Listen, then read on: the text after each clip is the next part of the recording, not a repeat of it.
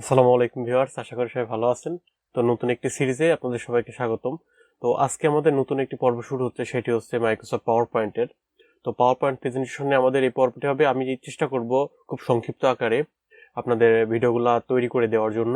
আর প্রতিটা টিউটোরিয়াল আমি প্রতিটা সেগমেন্ট আলাদা আলাদা করে তৈরি করব, প্রতিটা মেনু বার নিয়ে আলাদা আলাদা ভিডিও করব। তারপর বিগিনার থেকে আমরা যখন অ্যাডভান্স লেভেলে যাব তখন প্রতিটা স্পেসিফিক টপিক নিয়ে আমরা আলাদা আলাদা ভিডিও তৈরি করব।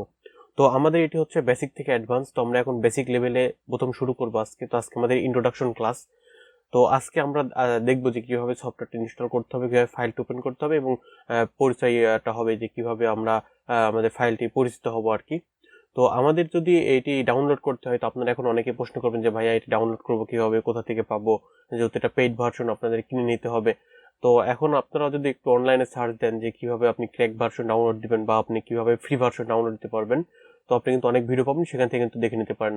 আমি আসলে সেটা আপনাদের দেখাতে পাচ্ছি না, এই জন্য যে এটা ইউটিউবের কমিউনিটি গাইডলাইনের কিছু নিয়মের জন্য। তো চলুন আজকে আমরা ক্লাস শুরু করি, যে আমাদের পরিচয় পর্বটা শুরু করে দেই।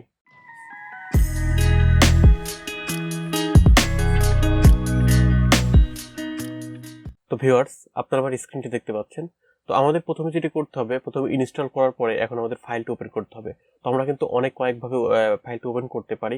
তো আমি যদি আপনাদেরকে তার মধ্যে দেখাই, তো প্রথমে যেটি করতে পারেন, আপনার মাউসের রাইট বাটন যদি ক্লিক করেন, তো করার পর আপনি যদি নিউ ক্লিক করেন, তো নিউ এ ক্লিক করার পর দেখতে পাচ্ছেন যে এখানে অনেকগুলো কিন্তু অপশন চলে আসছে, যে মাইক্রোসফট অ্যাক্সেস, তারপর ওয়ার্ড, তারপর দেখছেন এক্সেল, পাওয়ার পয়েন্ট। তো আপনি যদি এখানে পাওয়ার পয়েন্ট প্রেজেন্টেশনে ক্লিক করেন, তো দেখতে পাচ্ছেন আমাদের কিন্তু একটি নতুন ফাইল ক্রিয়েট হয়ে গিয়েছে।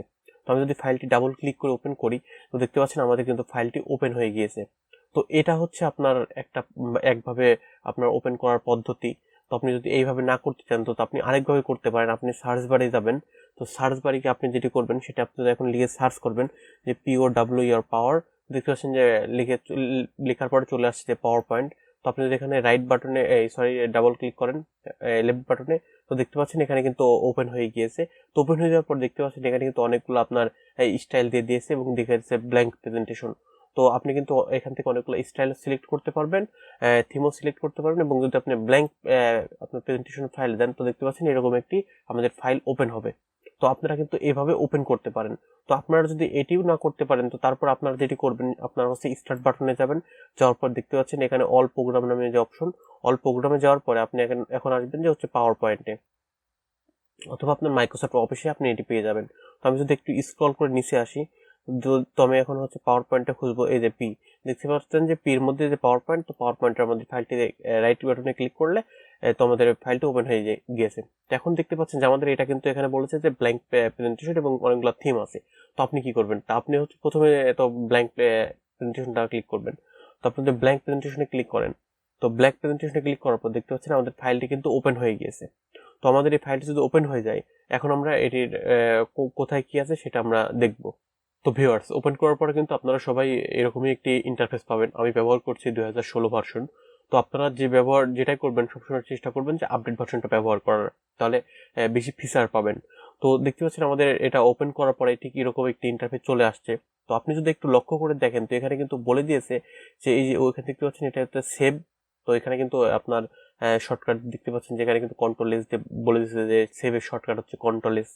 তারপর যদি এখানে দেখেন, তো দেখতে পাচ্ছেন এটা হচ্ছে আন্ডু। তারপর যদি দেখতে পাচ্ছেন এটা হচ্ছে আপনার এই রিপিট।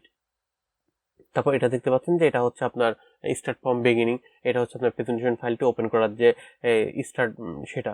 তো তারপর যদি আপনি একটু এখানে লক্ষ্য করে দেখেন, দেখতে পাচ্ছেন যেখানে কিন্তু প্রেজেন্টেশন 1 লেখা আছে। তো এটা হচ্ছে আমাদের টাইটেল বার। তো এটাতে হচ্ছে আপনার ফাইলের নামটি লেখা থাকবে, যেটি হচ্ছে আমাদের টাইটেল বার নামে পরিচিত।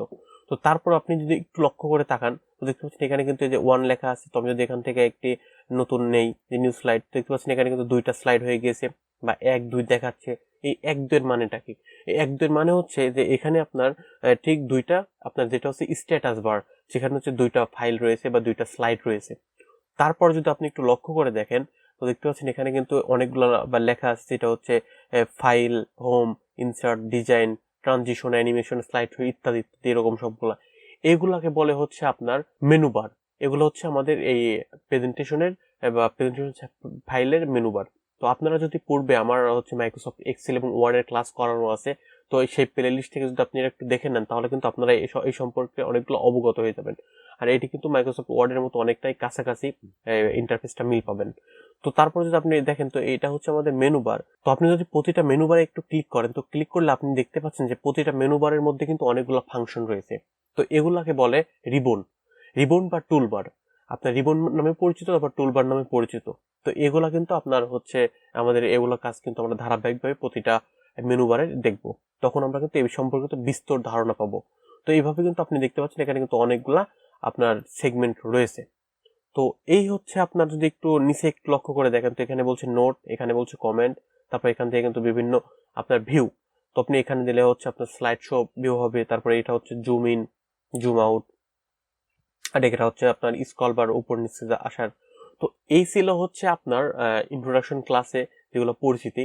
তো আমি আপনাদের ইন্ট্রোডাকশন ক্লাসে পরিচিতি করে দিলাম যে পাওয়ার পয়েন্ট আপনি প্রেজেন্টেশন ফাইলটা ওপেন করলে আপনি কি কি ইন্টারফেসের সম্মুখীন হবেন। তো এই ছিল হচ্ছে আমাদের হচ্ছে আপনার ইন্ট্রোডাকশন ক্লাস। তো আমাদের আগামী ক্লাস থেকে আমরা কিন্তু মেইন ক্লাস চলে যাব, প্রতিটা আমরা আলাদা আলাদা ফাইল নিয়ে কাজ করব। তো আপনাদের সবাইকে পরবর্তী ভিডিও দেখার জন্য আমন্ত্রণ রইল। তো সবাই আমাদের পরবর্তী এই ধারাবাহিক প্লে লিস্টে আপনার পরবর্তী ভিডিও দেখবেন, সে প্রত্যাশায় আজকের মতো বিদায় নিচ্ছি। সবাই ভালো থাকবেন, সুস্থ থাকবেন। আসসালামু আলাইকুম।